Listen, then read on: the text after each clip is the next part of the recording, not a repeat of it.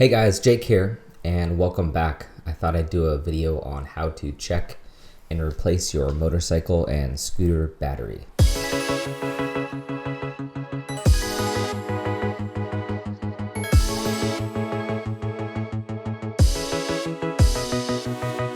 Okay, so how do you know when your battery needs replacement?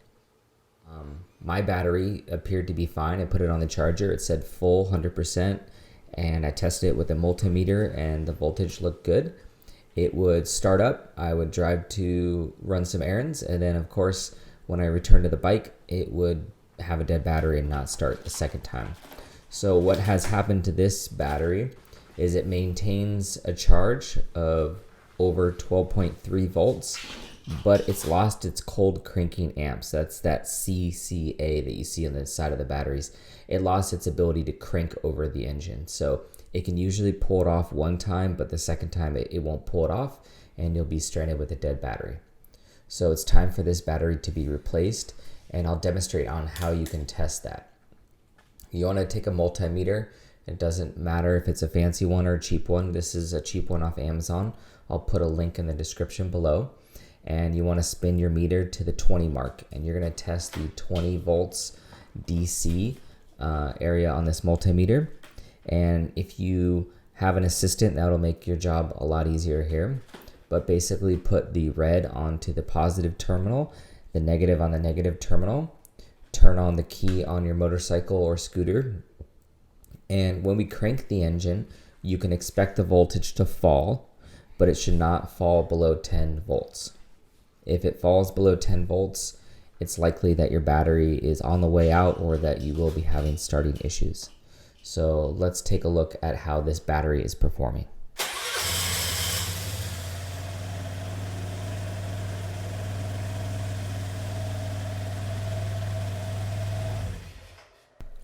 So this battery fell down to 8.82 volts.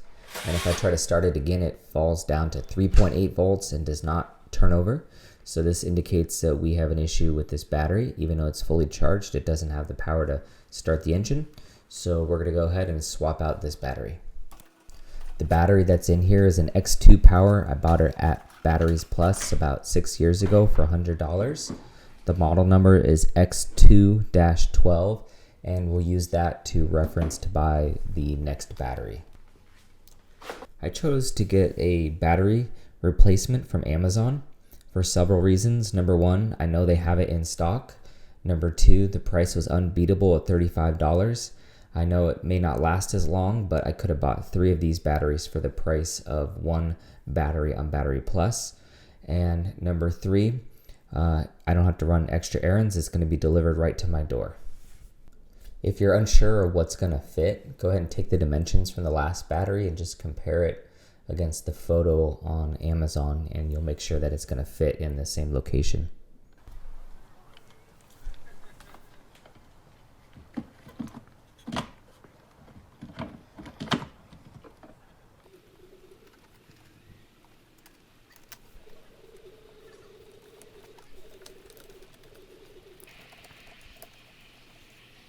Now the battery comes pre-charged, but if you can, I suggest topping it off with your battery charger, and then we'll do another test and see how it performs. Okay, so you can see on this second test it only got down to 11 volts. It started up much faster, it sounded better, and it has a healthy cold cranking amps to start this motorcycle consistently. The 14 volts is indicating that we have a good charging system on the alternator on the scooter, and so it will be topping off the battery if you drive long enough. It's important to note that the battery in here is an absorbent glass mat, which means it's sealed and it will not leak battery acid on you. And that is the preferred battery for these type of applications, or any application where the battery is going to be mounted on its side, which sometimes happens on motorcycles. So make sure you get at least an AGM battery, and there's even some fancier batteries, but at least get one that's sealed so it's safe for the mounting location. Alright, I hope you guys found value in this video. If you did, we'd appreciate a like, or you can hit the bell icon to subscribe to future videos. And we always appreciate comments, so feel free to comment below. We'll start a discussion on some of these batteries. And until next time, we'll talk to you later.